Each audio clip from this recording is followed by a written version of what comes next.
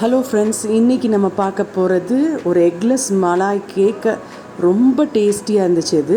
So first வந்து Malay பண்ணிடலாம். நான் அதுக்கு வந்து ஃபுல் ஃபேட் மில்க் வந்து 1 லிட்டர் எடுத்திருக்கேன். அது ஃபுல் ஃபேட் மில்க்னால ஈஸியாக அது வந்து ரெடியூஸ் ஆயிரும் மலாய்க்கு. அதை பாயில் பண்ண அப்புறம் இதில் ஒரு 1/2 கப் வந்து மில்க் பவுடர் ஆட் பண்ணுறேன். ஆட் பண்ணிவிட்டு அதுக்கப்புறம் ஒரு 1/2 கப் சுகர் ஆட் பண்ணுறேன். ஏன்னா மில்க் பவுடர்லேயும் நம்மளுக்கு சுகர் இருக்கும். ஸோ வந்து பேலன்ஸ் ஆயிரும். ஒரே ஒரு டேபிள் ஸ்பூன் ஏலக்காய் பவுடர் ஆட் பண்ணியிருக்கேன்.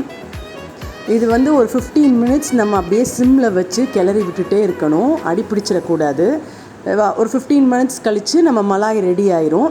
இதை தான் நம்ம கேக் மேலே ஊற்றுறதுக்கும் யூஸ் பண்ண போகிறோம், கேக் மிக்சிங்க்கும் யூஸ் பண்ண போகிறோம்.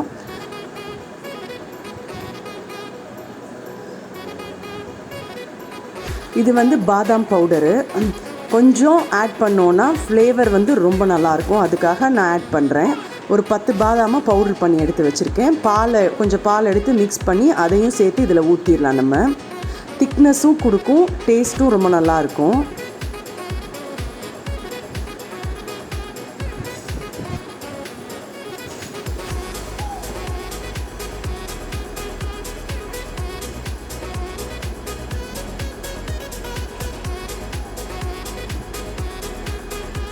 ஸோ ஒரு 15 மினிட்ஸ் கழித்து பாருங்கள், இந்த கலர் வந்திருக்கும். ஏன்னா பால் நல்லா ரெடியூஸ் ஆகி அந்த கலர் வந்திருக்கு. இப்போ நம்ம கேக் ஆரம்பிச்சிடலாம். எக்லெஸ் கேக் தான். ஸோ வழக்கம் போல் ஒரு 1/4 கப் ஆயில், அதுக்கப்புறம் ஒரு 3 டேபிள் ஸ்பூன் கர்டு, அப்புறம் ஒரு 1/4 கப் சுகர். ஏன்னா சுகர் வந்து மலாயிலே நம்ம ஆட் பண்ணியிருக்கோம். ஸோ ரொம்ப சுகர் ஆட் பண்ண தேவையில்லை.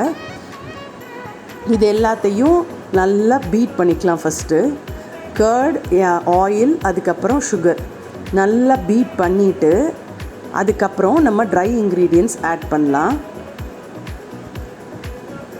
இது ஒரு பர்ஃபெக்ட் பார்ட்டி டெசர்ட்டுன்னு சொல்லலாம். ஸோ நம்ம நாளே கூட இது செஞ்சு வச்சிடலாம். சில்லுன்னு சாப்பிட்றதுக்கு இன்னும் ரொம்பவே நல்லாயிருக்கும். இந்த கேக்கும் சரி, அந்த மலாயும் சரி. ஸோ இதை நல்லா பீட் பண்ணிவிட்டு அதுக்கப்புறம் நம்ம ட்ரை இன்க்ரீடியன்ட்ஸ் ஒன்றா ஆட் பண்ண ஆரம்பிக்கலாம். ஸோ 1 கப் மைதா. இந்த 1 கப்புங்கிறது 200 கிராம்ஸ் ஆக்சுவலாக. அதுக்கப்புறம் 1 table spoon baking powder, 1/2 table spoon baking soda. இதையும் போட்டுட்டு முதல்ல நல்லா கட்டி இல்லாமல் மிக்ஸ் பண்ணிக்கலாம் மெதுவாக. அதுக்கப்புறம் கன்சிஸ்டன்சிக்கு நம்ம அந்த மலாய் தான் கொஞ்சம் கொஞ்சமாக ஆட் பண்ண போகிறோம்.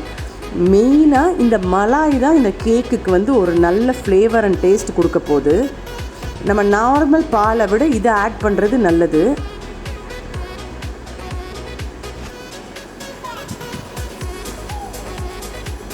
நீங்கள் வந்து எக்ஸ்ட்ராவாக மலாய் மேலே ஊற்றாமல் இந்த மாதிரி ப்ளெயின் கேக் கூட சாப்பிட்லாம்.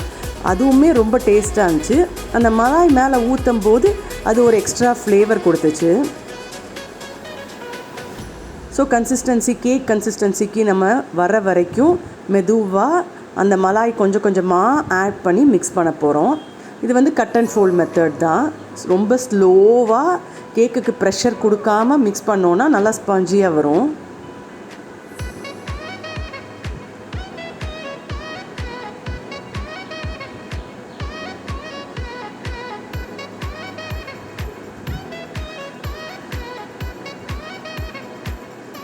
ஸோ அவ்வளோதான்.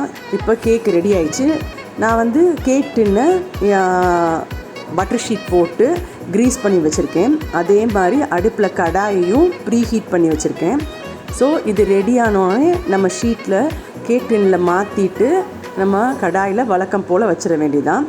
ஒரு 40 to 45 மினிட்ஸ் ஆச்சு பேக் ஆகிறதுக்கு.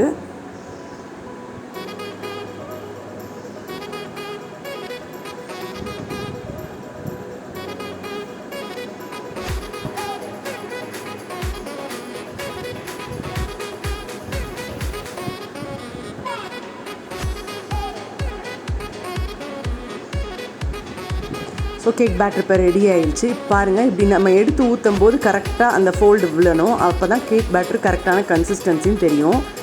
ஸோ இப்போ நான் கேக் டின்னில் மாற்றிட்டேன்.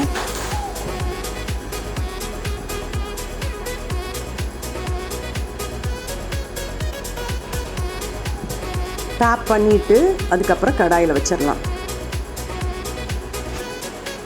ஸோ இந்த கடாயில் ஸ்டாண்ட் வச்சுருக்கேன். ஸோ வச்சுட்டு மேலே ஒரு பாத்திரம் போட்டு மூடி வச்சிட போகிறேன்.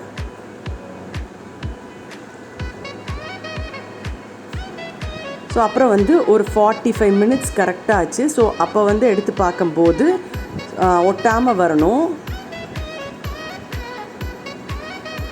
ஸோ நம்மளோட கேக் ரெடி ஆயிடுச்சு. இப்போ இதை வந்து கொஞ்சம் ஆற விட்டுட்டு அதுக்கப்புறம் ரிமூவ் பண்ணிடலாம். நம்ம ப்ரிப்பேர் பண்ணி வச்சிருந்து மலாயை இதுக்கு மேலே ஊற்றிட வேண்டியதான். அதுக்கு முன்னாடி ஃபோர்க்கால் நல்லா குத்திக்கலாம். ஏன்னா உள்ளெல்லாம் அந்த மலாய் இறங்கும் போது இன்னும் ரொம்ப டேஸ்ட் கொடுக்கும். அதனால்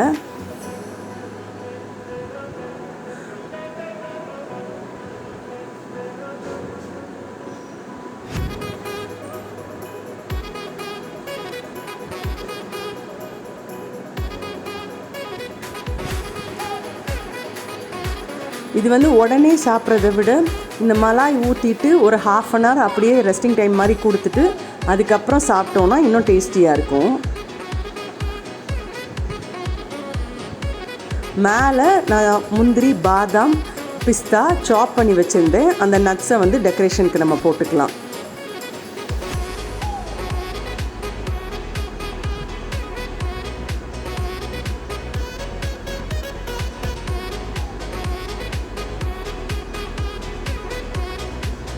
ஸோ நம்மளோட மலாய் கேக் இப்போ ரெடி ஆயிடுச்சு. நீங்களும் கண்டிப்பாக இந்த ரெசிபி ட்ரை பண்ணுங்கள். வீட்டில் அவன் இல்லாமல் எக்லெஸ் இது. ஸோ டேஸ்ட் ரொம்ப நல்லா இருக்குது. ஒரு டிஃப்ரெண்ட் ஃப்ளேவர், அந்த மலாய், இந்த கேக் இதெல்லாம் சேர்ந்து ஒரு பர்ஃபெக்ட் டெசர்ட் இது. இந்த ரெசிபி ட்ரை பண்ணிவிட்டு கமெண்ட் பாக்ஸில் கமெண்ட் பண்ணுங்கள்.